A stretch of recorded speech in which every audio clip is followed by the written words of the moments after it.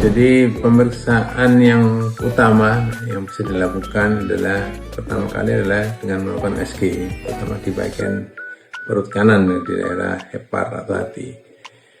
Kalau kita menemukan, biasanya gambarnya khas untuk kista ini, mudah sekali para ahli radiologi bisa mudah sekali menemukan kista ini. Kemudian kalau untuk memastikan tipe yang mana dan bagaimana, biasanya dilakukan dengan pemeriksaan secara scanning atau CT scan biasanya atau MRI untuk mengetahui bagaimana gambaran dan menentukan tipe-tipe dari kista itu sendiri. Dan untuk persiapan mungkin kalau dilakukan tindakan operasi pada kista tersebut. Bahkan pada bayi kista ini bisa dilakukan pemeriksaan USG, bisa dikenali kista tersebut bahkan sebelum bayi itu dilahirkan.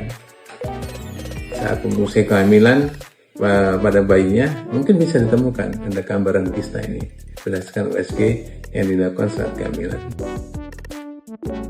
Ini tergantung dari tipenya sebenarnya, tapi secara umum pasti ada pembedahan ya, untuk menghilangkan atau mengkoreksi kista tersebut. Tetapi pada tipe tertentu di mana terjadi kistanya itu bisa di luar dan di dalam hati, ini agak susah karena yang bisa dilakukan hanya di dalam hati. Jadi maksud saya di luar hati.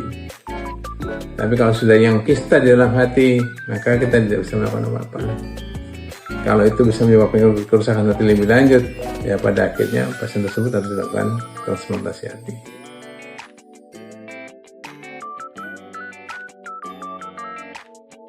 Ya, jadi kalau kista ini tidak dilakukan tindakan segera, maka besar kemungkinan ada dua, yaitu pertama bisa menyebabkan kerusakan hati karena hambatan aliran bedu itu.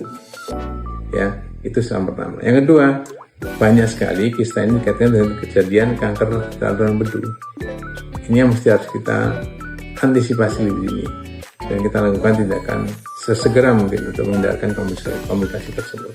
Jadi kalau kita menemukan bayi ya, kalau bayi sih biasa, kalau bayi itu sudah kuning seperti hanya kolestase yang lain, kalau dia kuning di atas 2 minggu, apalagi kalau istilah dengan BAB semakin mucat, segera lakukan pemeriksaan lebih lanjut.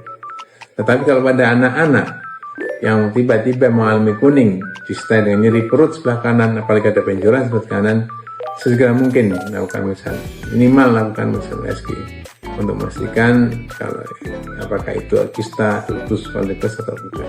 Sehingga dengan pemeriksaan lebih dini sebelum terjadi komplikasi yang saya sebutkan tadi, maka kita bisa memberikan pengobatan yang baik dan anak-anak tersebut terhindar dari adanya komplikasi yang membahayakan tadi.